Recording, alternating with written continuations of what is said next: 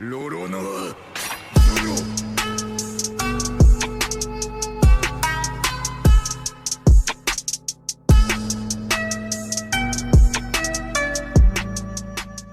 Yo, what's going on everybody? It's your boy Zoro Ordinary, aka Just Ordinary. So I woke up yesterday and I was like, man, I haven't talked about Zoro in a minute, and Zoro's my favorite character. So I was like, yo, what is Zoro's next power up gonna be? Because now that he's got advanced Conqueror's Haki, he's pretty much done everything a hockey man can do. Or has he? But you see, the more I see Shanks and Mihawk and all these characters, I then realize that there's probably way more to hockey than we actually know. And then the more I think about it, I'm like, how are characters like Mihawk, Shanks, Roger, Garp, and these characters that don't have devil fruits able to compete so well with all these other characters with extremely broken devil fruits like Kaido and Akainu? So then I come to the same conclusion that Kaido came to. Hockey is the most important thing in the series and not devil fruits, and that it's much deeper than just advanced Conqueror's Haki, because we saw Kaido, he didn't even put Big Mom in his top 5, who was also known to be an advanced Conqueror's Haki user. And then I started thinking and realizing that Shanks was able to launch his Conqueror's Haki from hundreds of kilometers away and affect an admiral, and that's where I came to my conclusion that there's a lot more to hockey than we actually think, and Zoro still has a lot of learning to do. So first things first, let's get this out of the way. I don't think Zoro's eating a devil fruit, unless the question he wanted to ask Vegapunk is if he can eat an artificial devil fruit.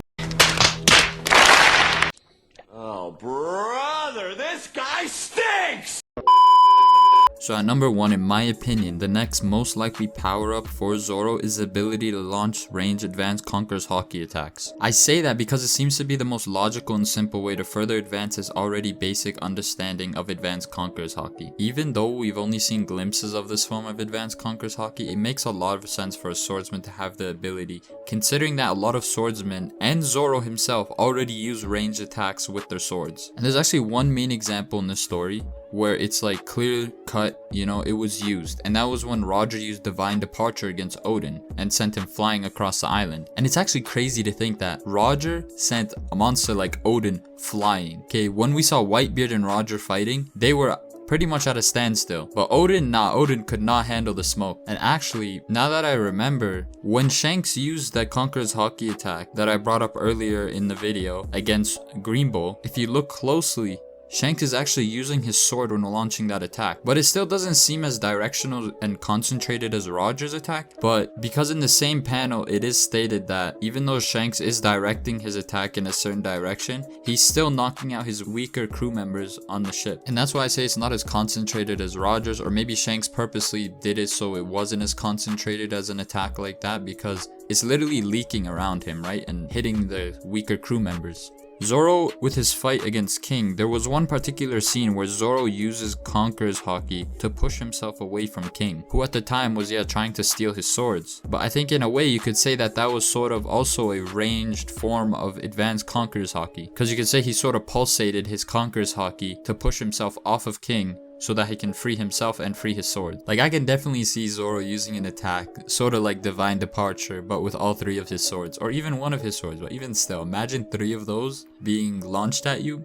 It's over. So the next most logical power up for Zoro, if he doesn't get to learn how to use a ranged form of advanced Conqueror's Haki, would most likely be to further his observation Haki. Now, we already know that Zoro has already mastered the basic form of observation Haki. He's shown it multiple times in the series. And actually, he did it just recently in chapter 1071 when Kaku launched an attack at the ship while Zoro was sleeping. He was still able to sense Kaku's attack before he even touched the ship. And yo, if Zoro doesn't load with Kaku, I'm becoming a Sanji fan. I can't handle that sort of like slander, you know? Okay, so I can see Zoro going in 2 ways when learning the advanced forms of observation Haki. The first way is probably the more likely of the 2, and that is him learning Future Sight. As a swordsman, I can see Future Sight playing a big role in Zoro's up-and-coming fights against Shiryu and Kizaru. And I say Kizaru because in my opinion, Zoro is going to fight Kizaru. For him to be able to compete against a character as fast as him, Zoro's going to have to be able to anticipate his attacks before Kizaru even attempts them. Sort of like how Katakuri would use Future Sight to anticipate his opponent's attacks and dodge or block accordingly. That's also why I think it was so easy for Mihawk to block all of Zoro's trash-ass attacks in Baratie. Like, bro, no Haki, no nothing.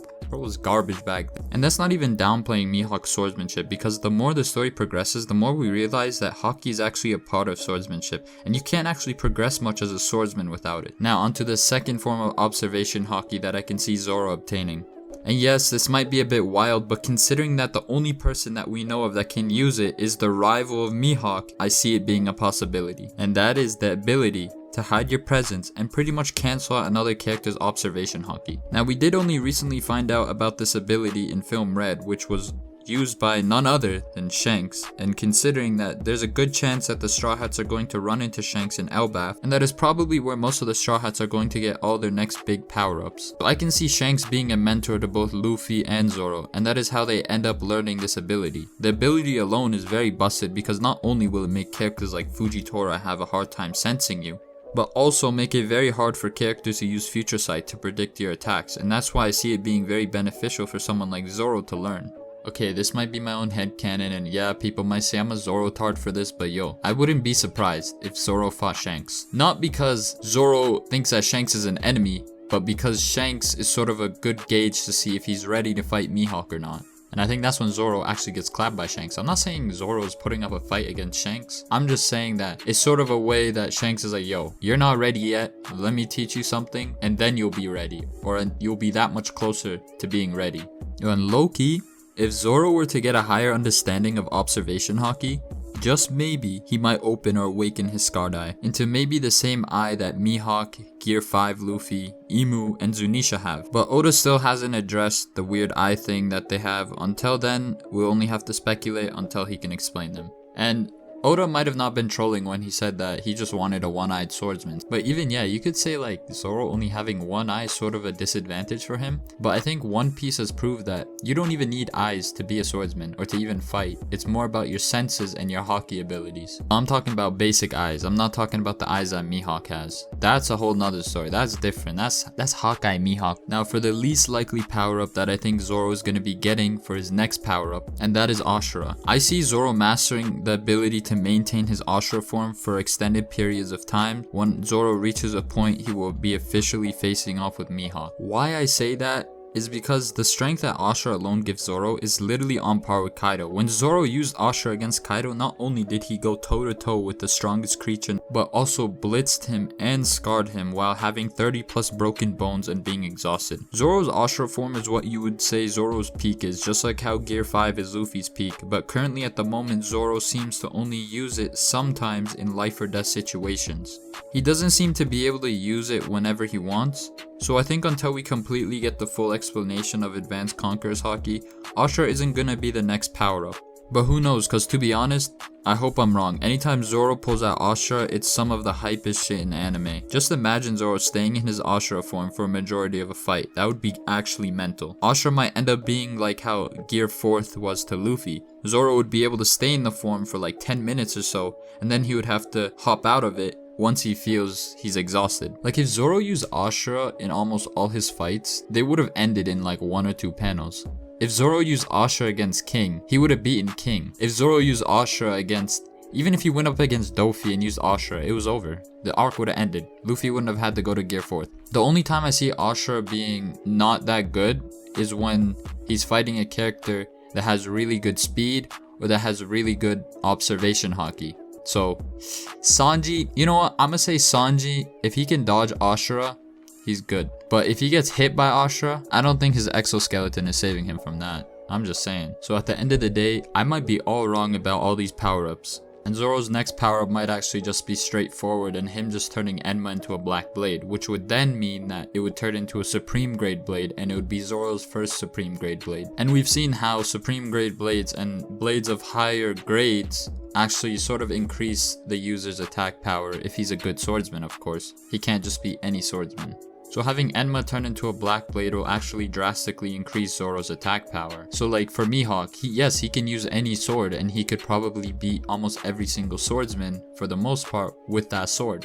But his main sword, Yoru, is a sword that Mihawk would use when he's fighting opponents like Shanks or any other Yonko or Admiral level opponents. But let me know in the comment section down below what you think Zoro's next power up is gonna be, and I'd love to read them and start a discussion. Make sure to like and subscribe, and peace out guys.